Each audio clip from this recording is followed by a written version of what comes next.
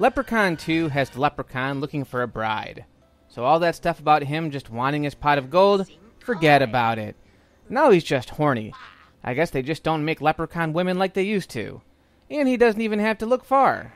Basically, all he has to do is point his finger at any woman he chooses, and if he sneezes 3 times, she's his. But watch out, if someone says, "God bless you," her soul is saved, and the leprechaun has to find someone else.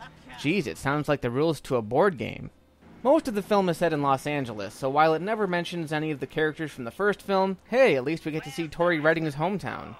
It follows Cody and his girlfriend Bridget, who the leprechaun is targeted to be his new bride. Cody runs this entertainment business with his legal guardian Morty.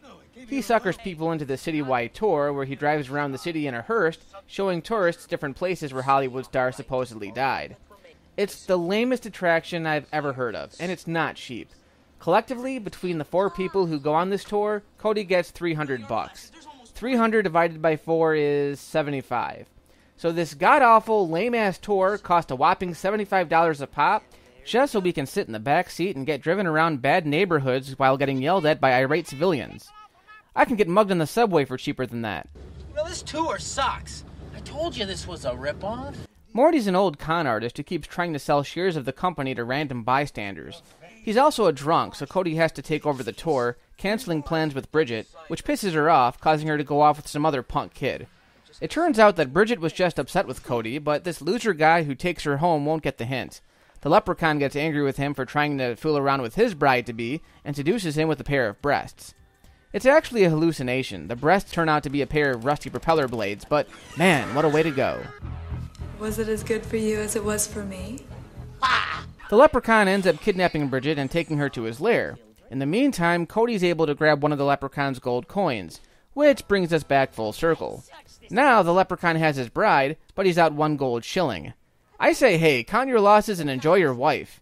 In the first movie, the only wealth we knew the leprechaun had was a sack of gold coins, but here he actually has a whole pot of gold. This guy is one greedy little bastard.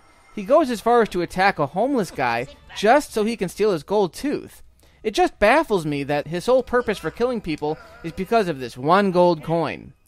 So Cody is looking for Bridget, and the leprechaun is looking for his coin, and in the middle of it is old Morty, who tries to help out. Morty is played by Sandy Barron, and I swear he's almost as funny as the leprechaun. You thought you were fast, you thought you were sporty, you thought you were clever, but not as clever as Morty. In one scene, he tries to delay the leprechaun by out-drinking him. This is funny in itself, because who ever heard of a potential horror victim having a drinking match with his would-be killer? There's also a small cameo from Tony Cox, who offers Cody a chocolate coin, giving him an idea on how he can outsmart the leprechaun. They read up on leprechauns and find out that they can hurt him using tempered steel. And I think they just pulled that one out of their asses, because I've never heard that one before. So they break into an office and manage to trap the leprechaun in a steel safe. Morty gets greedy and demands the leprechaun's pot of gold, which he gets delivered in his stomach. This scene is hard to comment on because it looks silly and is so ridiculous. At the same time, it's horrifying. Who the hell wants to be walking around with a giant pot of gold sticking out of them?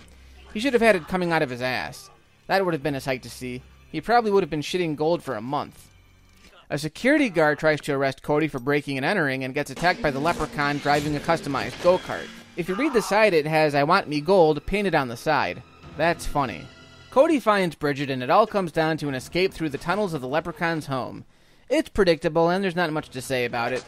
Of course, the 2 star-crossed lovers make it to safety, and they live happily ever after. Compared to the first one, Leprechaun 2 is just a big drop in quality. It's got its funny moments, but the cast just isn't as memorable, and the story's kind of bland. This one tanked pretty hard at the box office, which of course is why the rest of the series went direct to video. The deaths aren't bad, but the only reason to really check it out is to hear Warwick Davis rhyme most of his lines. She sneezes once, she sneezes twice, she'll be me bride when she sneezes thrice. Sit back, me friend, you may feel some pain. 'Tis a pity I forgot me Novocaine. For me, I think I liked it better when he was an Ewok.